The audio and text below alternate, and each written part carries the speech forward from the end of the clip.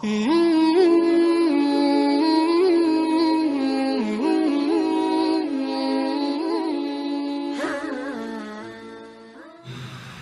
itu silahkan Anda bikin jumlah sesuai versi Anda.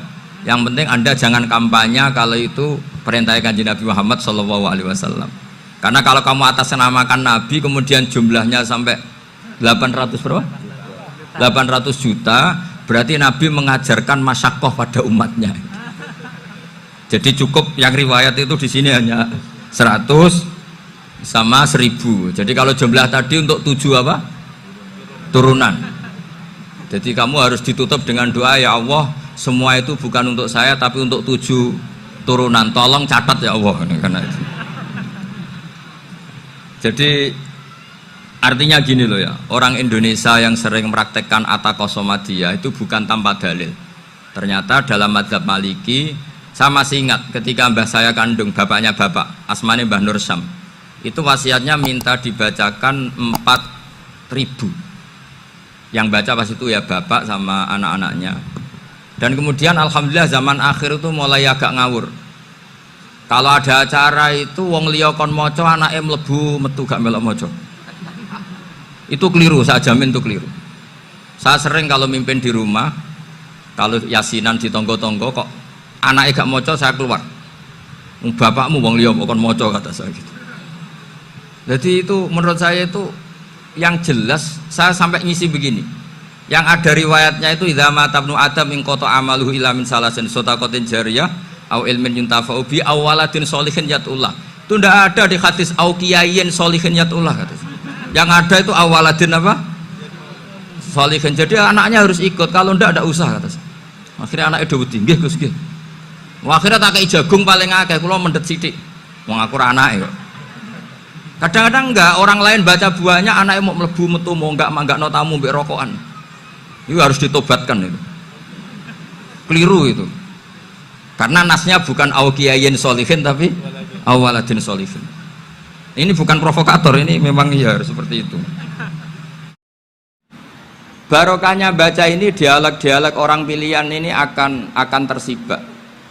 Karena tidak dalam semua kebaikan itu enggak ada logikanya, rata-rata ada logikanya. Misalnya begini, kalau Anda orang soleh, kemudian anak Anda pamit mau sekolah di Jerman, pilihan Anda mengizinkan apa enggak? Karena potensi jadi fasik ya tinggi, karena di tempat-tempat maksiat. Potensi berdakwah dari daerah yang untuk daerah yang tidak ada dai-nya menjadi ada. Itu mesti ulama itu berdebat. Misalnya punya anak pamit mau kembali atau keluarga. Yang satu cara berpikir optimis. Awal ada dai di beberapa negara Eropa itu ya barokahnya imigran, pekerja, mahasiswa. Dan semua itu bumi Allah, harus ada tasbih, harus ada tahmid. Dan itu harus dimulai dari kemauan atau mengizinkan anak asuh kita ke sana. Tapi di sisi yang lain potensi jadi fasik itu tinggi sekali. Pemana iman pas-pasan. Nah hal-hal seperti ini itu pasti jadi perdebatan. Dan kita harus menjawab. Dan tadi kayaknya di semua Basul Masail Pondok Salafiyah jawabnya pede semua, nggak ada ragu, nggak ada khilaf. Baguslah kalau pede. Meskipun nanti mungkin ada ulama lain yang cara berpikir apa? Berbeda. Sehingga ini saya cerita ya. Sehingga di kitab-kitab fikih, misalnya saya kok hidup di Bali sudah punya komunitas ngaji. Itu kok saya pindah ke Sukorejo sini, banyak ulama yang mengatakan haram karena membiarkan bumi Allah yang sudah pernah ada orang yang sujud kemudian ditinggalkan kosong dan kemudian dikuasai orang yang tidak sujud, jadi dianggap itu pembiaran. Jadi banyak di kitab Qolyubi, sarahnya Mahalli, jika ada seorang muslim yang hidup di negara orang kafir, dia nyaman, tidak dapat teror, itu nggak boleh lagi pindah ke negara Islam yang sehat. Karena takutnya li Allah yastau lial kafir tilkal buka, supaya bumi itu tidak dikuasai orang kafir. Jadi ini hal-hal yang para fuqaha itu harus berdebat. Karena ini masalah-masalah furu'iyah. Sehingga mulai dulu ya banyak ulama yang nyun sewu berpolitik, mulai Wali Songo sampai sekarang alhamdulillah yang minat banyak. Mungkin bedanya ikhlas sama tidaknya. Tapi kalau saya pernah dikeluhin utusan dari ya komunitas lah, komunitas Islam Indonesia itu dulu itu ceritanya banyak yang dari Kamboja. Dari kalau dulu orang cerita itu orang Cempa. Itu setelah di Indonesia besar Wali Songo dan Brawijaya 5 itu sudah mulai oleng, itu singkat cerita mereka berpikir ingin bikin kerajaan apa? Islam di Demak Mintoro dengan raja pertama yaitu Raden Fatah, karena Raden Fatah ini putra Brawijaya. Padahal setelah jadi kerajaan ini era cucu sudah konflik berebut kekuasaan, akhirnya sampai jadi Jipang, jadi Jogja, jadi Solo dan seterusnya. Tapi kata Mbah Mun itu tetap barokah kata. Karena orang Islam terus terbiasa mimpin, sekeliru-keliru sidik, pokoknya orang Islam biasa mimpin.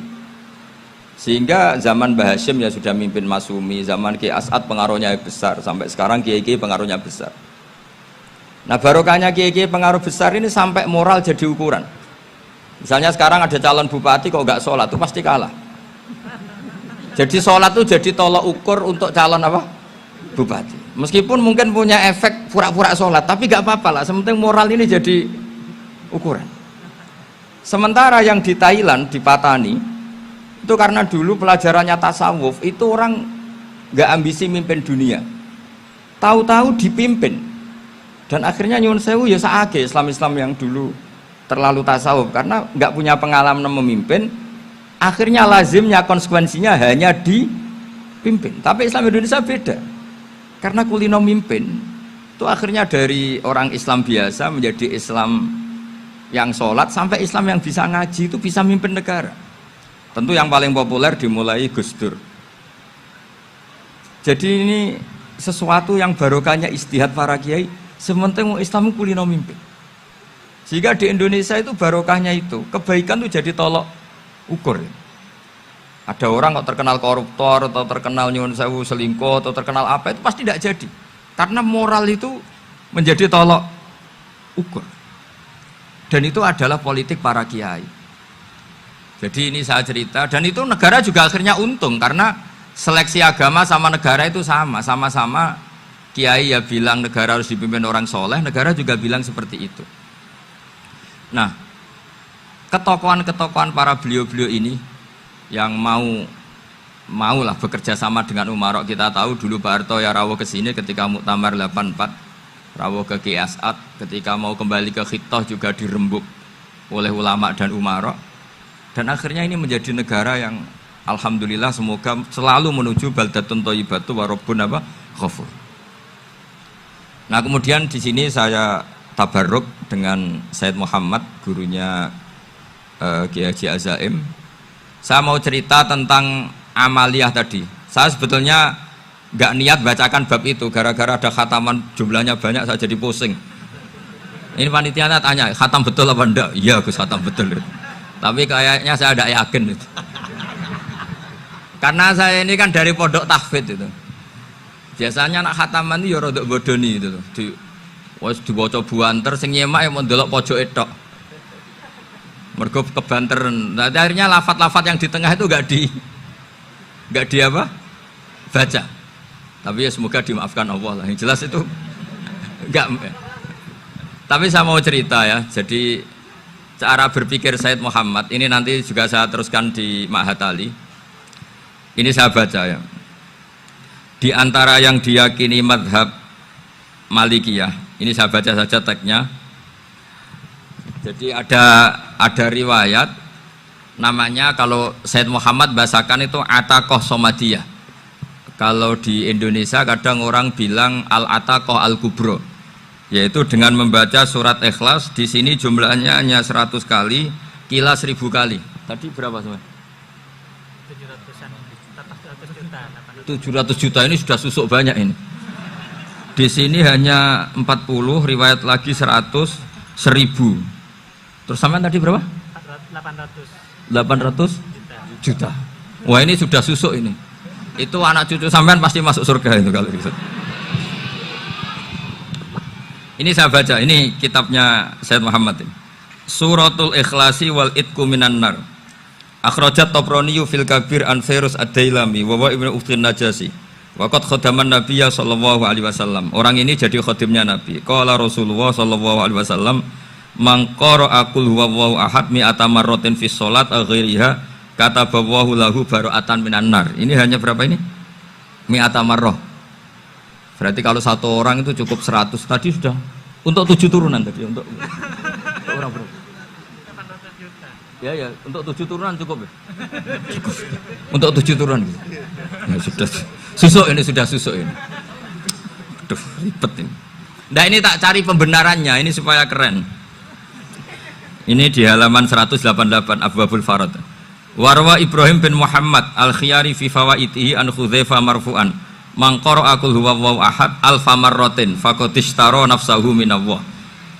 Berarti 100, ada riwayat lagi 1000. Nanti tak carikan lagi yang berapa? 1 miliar mungkin. Jangan banyak-banyak. Nah ini saya baca ya.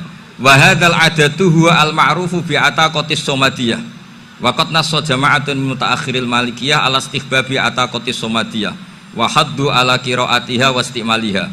Minhum Asy-Syaikh Abdus Salam Al-Asmar sak teruse ini. Jadi kullu haula'i istahabbu ataqatas somadiyah ma'atirafi ba'dihim kal misnawi bisiddati fi hadisiha i'timadan ala anna hadha minal fadail allati yutasahalu fiha faman sa'a yasta'milaha roja'a khusula ma fiha fala ba'sa bidzalik ala syarti alla ya'taqida thubuta dzalika anin nabi sallallahu alaihi wasallam hatta la yaqa fil kitsbi alaihi. Jadi intinya itu silahkan Anda bikin jumlah sesuai versi Anda. Yang penting Anda jangan kampanye kalau itu perintah Kanjeng Nabi Muhammad sallallahu alaihi wasallam.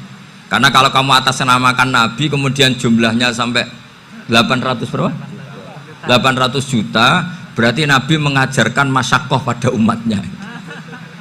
Jadi cukup yang riwayat itu di sini hanya 100 sama 1000. Jadi kalau jumlah tadi untuk 7 apa? Turunan.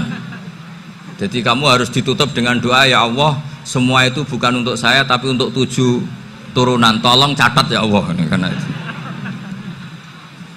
Jadi artinya gini loh ya, orang Indonesia yang sering mempraktekkan ataqosomadiyah itu bukan tanpa dalil. Ternyata dalam mazhab Maliki, saya masih ingat ketika mbah saya kandung, bapaknya bapak, asmane Mbah Nur Syam, itu wasiatnya minta dibacakan 4.000. Yang baca pas itu ya bapak sama anak-anaknya. Dan kemudian alhamdulillah zaman akhir itu mulai agak ngawur. Kalau ada acara itu wong liya kon maca anake mlebu metu gak melok maca. Itu keliru, saya jamin itu keliru. Saya sering kalau mimpin di rumah, kalau yasinan di tonggo-tonggo kok anake gak maca saya keluar. Bapakmu wong liya kon maca kata saya gitu. Jadi itu menurut saya itu yang jelas saya sampai ngisi begini. Yang ada riwayatnya itu idza mata ibnu adam min qata amaluhu illa min salasin shadaqatin jariyah au ilmin yuntafa'u bi awaladin sholihin yatullah. Itu tidak ada di hadis au kiyayin sholihin yatullah kata. Yang ada itu awaladin apa? Sholihin. Jadi anaknya harus ikut, kalau tidak ada usah kata. Akhirnya anaknya udah tinggi Gus nggih. Akhirnya tak kei jagung paling akeh, kula mendet sithik. Wong aku ora anake kok. Kadang-kadang enggak, orang lain baca buahnya anaknya mau mlebu metu mau enggak no tamu mbek rokokan. Itu harus ditobatkan itu. Keliru itu. Karena nasnya bukan auqiyayin sholihin tapi awaladin sholihin. Ini bukan provokator, ini memang ya seperti itu. Nah, terus tentang tadi la ilaha illallah yang didawuhkan Gus Azaim. La ilaha illallah itu penting sekali, cuma saya mohon itu dielmoni lah. Jadi dulu kalimat ini menjadi spesial karena dielmoni, karena dimulai dari fa'lam annahu la ilaha illallah. Terusannya ayat tuh wastaghfir li dzambika walil mu'minina wal mu'minat. Saya ulang lagi ya. Terusannya ayat tuh wastaghfir li dzambika walil mu'minina wal mu'minat. Makanya menurut madhab Sadili, kamu disuruh baca la ilaha illallah dulu, jangan istighfar dulu. Saya ulang lagi ya. Dalam madhab Sadiliyah itu la ilaha illallah dulu, nggak boleh istighfar dulu. Alasannya masuk akal. Orang yang kafir 70 tahun itu sekali baca la ilaha illallah itu langsung yughfar lahum ma qad salaf. Sehingga la ilaha illallah sendiri sudah punya kekuatan supaya dosa kita diampuni. Qul lil ladzina kafaru iyantahu yughfar lahum ma qad salaf. Cara menghentikan kekafiran gimana? Dia melafadzkan la ilaha illallah. Ini kalimat yang begitu saktinya sampai orang yang kafir puluhan tahun itu dosanya semuanya terhapus hanya karena melafadzkan la ilaha illallah. Nah, makanya kata Abdul Hasan Asyadili, wastaghfir li dzambika ay bihadil kalimah. Seseorang sah di istighfar itu kalau melafadzkan la ilaha illallah. Misalnya ada orang kafir mati kafir, sah enggak anak cucunya mengistighfari dia? Tidak sah karena belum melafadzkan la ilaha illallah. Makanya kata Abdul Hasan Asyadili, wastaghfir li dzambika ay bihadil kalimah. Sehingga lafadz ini spesial betul. Tapi kadang-kadang beberapa mursyid cara berpikir lain. Ini kalimah thayyibah harus dibaca orang suci sehingga mendahulukan apa? Istighfar untuk supaya pas ngelafatkan kalimah thayyibah sudah dalam keadaan apa? Suci. Itu juga masuk akal. Tapi secara meyakinkan saya sendiri lebih mengikuti manhajnya Abil Hasan Asyadzili karena alasannya tadi yang kafir puluhan tahun saja langsung luntur dosanya karena melafatkan la ilaha illallah. Artinya la ilaha illallah sendiri sudah bagian dari istighfar. Nah, ya tadi buktinya fa'lam annahu la ilaha illallah terus wastaghfir li dzambika walil mu'minin. Jadi orang sah diistighfari itu setelah dipastikan sah tauhidnya. Jadi setelah tauhidnya sah yaitu la ilaha illallah baru sah apa? Diistighfari. Sehingga orang kafir, saya ulang lagi, orang kafir yang mati kafir anak cucunya tidak boleh apa? Tidak boleh menistighfar. Terus saran saya kedua, la ilaha illallah itu filosofinya itu nafyun li uluhiyati ghairillah wa isbatun li uluhiyatillah wahdah. Filosofi la ilaha illallah itu gimana? Menafikan semua selain Allah itu tidak Tuhan dan hanya menuhankan Allah semata. Nah itu caranya gimana? Caranya kita harus terbiasa ini karena tadi saya dibilangin panitia ini rata-rata mustameknya atau mustamiatnya ini santri. Caranya gimana? Dilatih pakai logika. Saya berkali-kali cerita kalau ngaji, saya sekaligus kampanye. Allah itu Tuhan yang begitu fair. Untuk menjadi Tuhan Allah mempersilahkan, ada kualifikasi Tuhan. Jadi boleh dikompetisikan itu boleh kata Allah. Gak apa-apa kamu ngaku Tuhan gitu kata Allah. Tapi nak ngaku pangeran itu paling gak ya direputasi lah. Ada verifikasinya lah. Dimulai dari apa?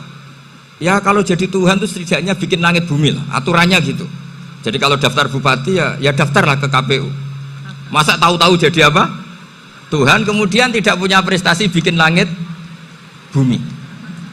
Sehingga Allah itu cara ngendikan itu ya fair.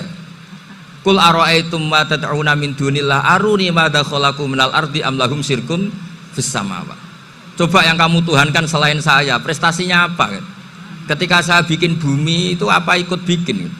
Terus am lahum syirkun fis samawat. Kalau bikin langit, kalau nggak bisa ya urun lah gitu. Urun semen apa urun bego, pokoknya urun lah gitu. Urun ora, gawe bumi ora, ngerti-ngerti ngaku dadi pangeran. Kul hatu burhanakum. Jadi ya kan ya lucu kan, misalnya syarat kiai di Salafiyah kan keluarga Kiai As'ad, cucunya ngaji ngalim. Orang keluarga Kiai As'ad tuh aku kiai utama di Salafiyah. Oh mesti di penjara ya. Lah yo gak gawe langit bumi, gak ada prestasi terus ngaku sebagai apa? Tuhan. Sehingga fair. Makanya saya berkali-kali cerita. Jubair bin Mut'im itu punya anak namanya Muhammad. Ini sudah orang alim, Muhammad bin Jubair bin Mut'im. Itu cerita awala islami abi. Mut'im itu orang pinter sekali. Saking pinternya dia jadi delegasinya orang Quraisy datang ke Rasulullah sebagai negosiator untuk membebaskan Asra Badrin, tawanan perang apa? Badar. Yang namanya disuruh itu pasti orang pinter. Tapi apa yang terjadi ketika nginep di masjid? Karena zaman itu gak ada hotel, nanti jadi geger. Orang musyrik nginep di masjid hukumnya gimana? Bahsul masail tok.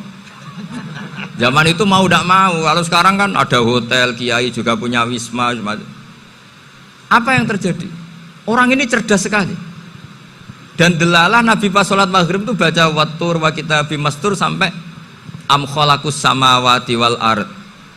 Ya kalau kamu jadi Tuhan ya setidaknya menciptakan langit bumi lah. Namanya jadi Tuhan ya ada persyaratan kan. Paling enggak punya reputasi menciptakan langit bumi. Atau kalau jadi Tuhan setidaknya reputasinya itu enggak diciptakan yang lain. Am khuliqu min ghairi syai'in. Ini jadi Tuhan kok punya bapak, punya ibu. Ini jadi Tuhan kok lahirnya di bumi, ada tanggal lahirnya, ada tahun. Masa jadi Tuhan kok dulu buminya, pokoknya walhasil tuh. Akhirnya Nabi ketika salam sholat maghrib, dia datang, ya Rasulullah, akalku habis oleh ayat yang barusan kau baca. Sudah saya Islam saja. Argumentasi selain Allah Tuhan itu batal. Itu. Nah, saya mohon santri-santri salafiyah itu baca Quran sampai seperti itu. Jadi jangan hanya khataman banyak-banyakan maksudnya. Ini bukan nyindir ini, ngamuk ini. Jadi ya khatamannya tadilah 1000 atau berapa lah, jangan banyak-banyak. Juga kasihan malaikat yang nyatet kan. Wong baru subhanallah alhamdulillah aja di teks hadisnya abad al malaikah kan di itu baru subhanallah alhamdulillah itu sudah mencapaikan malaikat. Makanya saya wiridan tuh arang-arang kasihan malaikat karena nanti jadi itu ya ada madhabnya itu. Jadi kalau Gus Azaim sholat lama tak saingi sholat cepet itu sama-sama ada madhabnya. Yang cepet kayak saya tadi setan pas tata-tata mau goda pas rukuk saya sudah itidal, mau goda itidal saya sudah sujud pusing dia. Tapi jangan tiru ini madhab yang agak-agak khusus lah sudah cara orang Madura agak khilaf sih. Khilaf ya. Khilaf ini agak khilaf ini sudah. Tapi saya ingin lah sampean kalau ngaji Quran itu dilatih berlogika. Jadi Allah itu fair. Enggak apa-apa kalian ngaku Tuhan tuh enggak apa-apa, tapi tunjukkan prestasi kamu apa. Aruni madza khalaqu minal ardi am lahum syirkun fis samawati. Am khalaqus samawati wal ard. Diulang lagi, am khuliqu min ghairi syai'in. Setidaknya kalau jadi Tuhan itu ya enggak butuh yang lain lah. Masa jadi Tuhan kok wujudnya saja butuh orang lain, butuh bumi, eksistensinya butuh makan, butuh minum. Makanya Allah cara meniadakan uluhiyah selainnya itu Allah itu redaksinya itu mengena sekali. Yaitu tadi dengan cara-cara seperti itu. Sebagian ayat disebutkan ma asyattuhum khalqas samawati wal ardi wala khalqa anfusihim.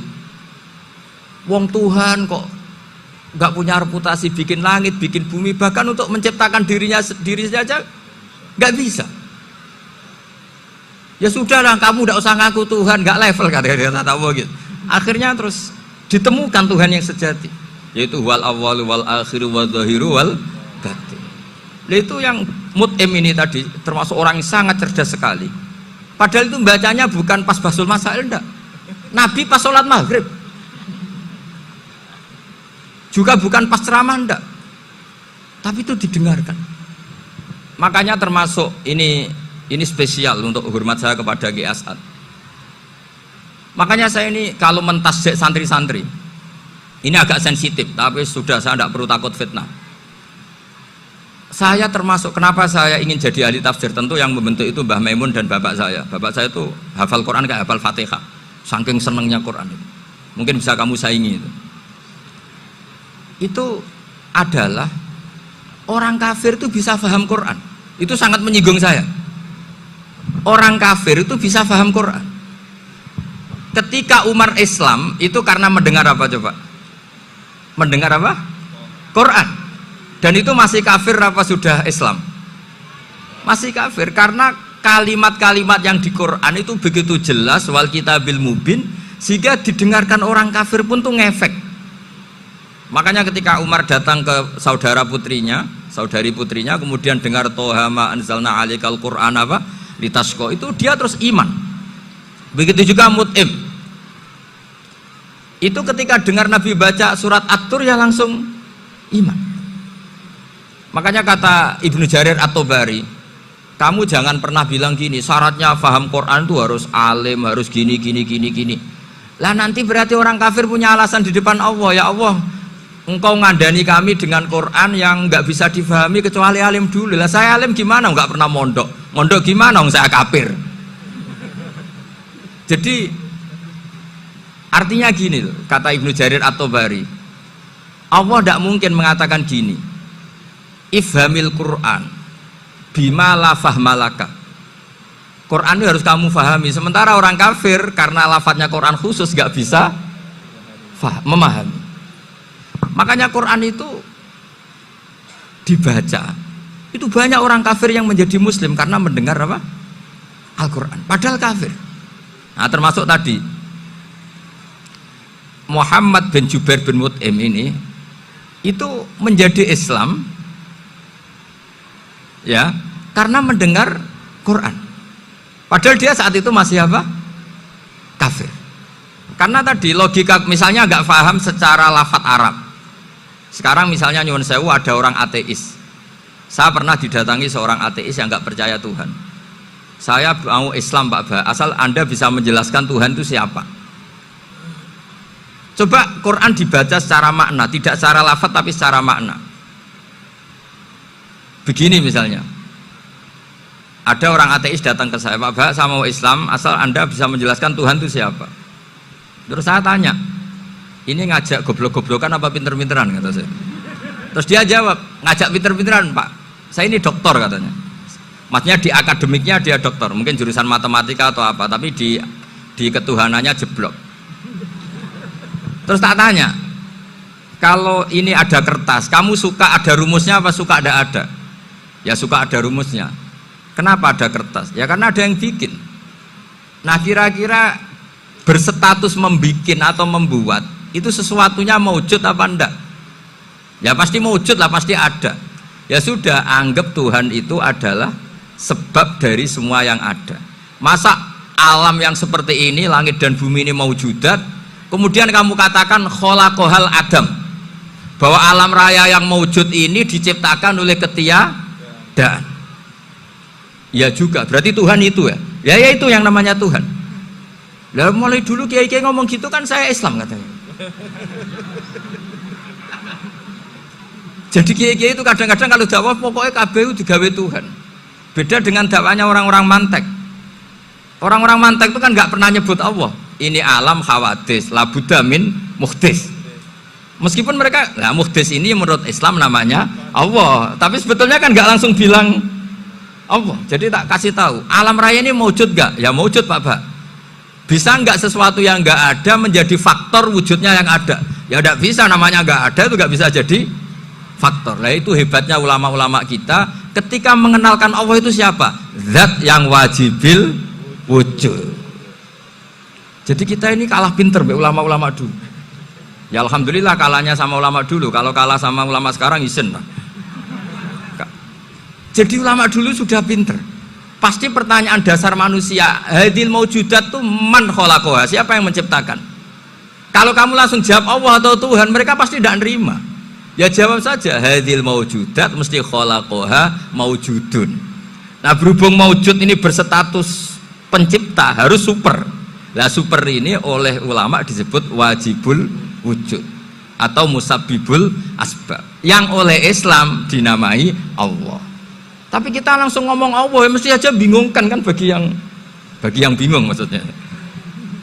Ya saya mohonlah kalimat-kalimat la ilaha illallah itu diamatilah, diresapi sampai seperti penjelasan saya ini, sehingga punya kualitas ilmu. Karena syaratnya memang fa'lam, harus punya kualitas apa? Ilmu. Ilmu itu apa? Ma'rifatus syai' ala ma huwa alaih. Mengenal sesuatu sesuai detail-detail sifatnya sesuatu itu. Misalnya kalau Allah sudah jadi Tuhan, ya harusnya qabla kulli syai'.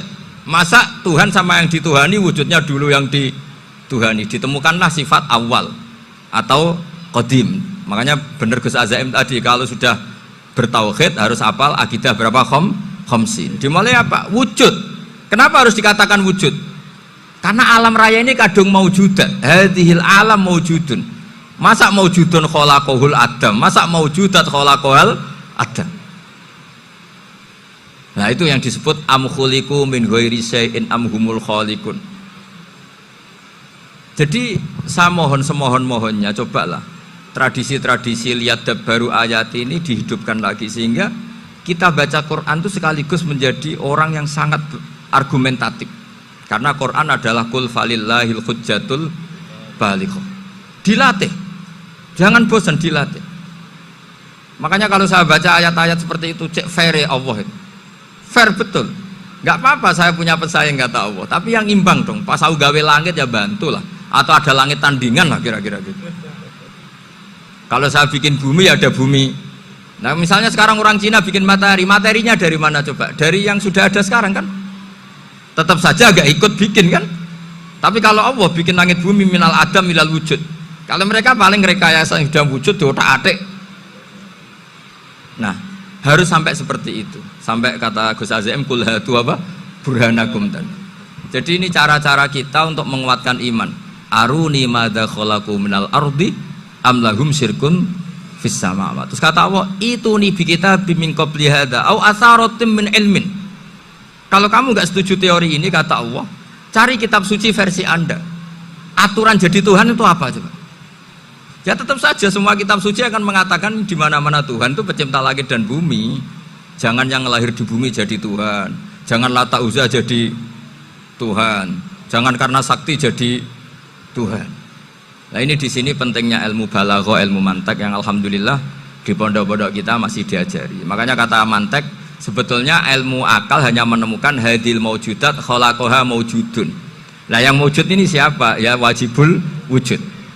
Nah kemudian Islam menamai ini Allah Subhanahu wa ta'ala. Makanya ulama dulu itu kalau ngendikan Allah itu siapa? Zat sing wajibul wujud. Itu filosofinya luar biasa. Karena dengan seperti ini bisa menafikan teori ateisme bahwa alam raya ini diciptakan oleh ketiadaan. Makanya saya bilang tadi ngajak goblok-goblokan apa pinter-pinteran gitu. Lah nek ngajak goblok-goblokan yang ngene, hadhil maujudat khalaqahal adam. Terus kita goblok bareng. Loh iya kan barang maujud diciptakan yang tidak maujud. Wong ora wujud kok mempengaruhi sing wujud. Ya monggo nak goblok bareng kata. Akhirnya, enggak Gus, saya ini dokter masa kamu ajak goblok? Ya sudah pinter saja kata saya. Alhamdulillah karena debat kecil ini dia menjadi nyaman lagi dengan apa? Islam. Memang saya tentu nggak bisa disalahkan doktoralnya karena di ilmu yang selain apa? Teologi gitu. Tapi kan polanya dia pasti pinter. Makanya ini sekaligus mengingatkan anak-anak lah. Kecakapan menjelaskan itu harus dilatih karena di antara kelebihannya Quran itu wal kitabil apa? Mubin, yaitu kitab yang punya kemampuan menjelaskan. Sabilud dumu'i sabilun murih tanahada ya sahi kay tastarih wa